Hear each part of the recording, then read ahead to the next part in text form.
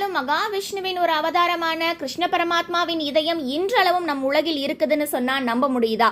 ஆமாங்க. மகாபாரத போர்ல பாண்டவர்கள் வெற்றி அடைஞ்சாலும் கௌரவர்களுடைய இழப்புக்கு காரணம் நீதான் கண்ணா என்று காந்தாரி கோபமிட்டு, எனது மகன்கள் துடிதுடித்து இறந்தது போல உனது வம்சம் அழியும் என்று காந்தாரி ஒரு சாபம் கொடுத்திருக்காங்க கண்ண பரமாத்மாக்கு.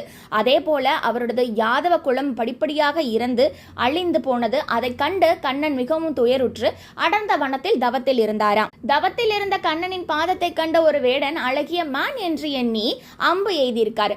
அந்த நேரத்துல கண்ணனுடைய அந்த ஜீவ ஆத்மா உயிர் பிரிந்தது. பின்னர் அர்ஜுனன் அண்ணனுக்கு அனைத்து இறுதி சடங்குகளும் செய்துவிட்டு சென்று விட்டாராம்.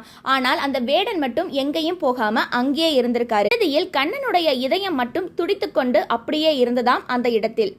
அழியாமல் இருந்த அந்த இதயம் இன்று வரையிலும் பூரி ஜெகநாத்தின் ஆலயத்தில் அழகாக துடித்துக் கொண்டிருக்கிறது. கண்ணன் பார்த்து கொண்டே இருக்கிறார்.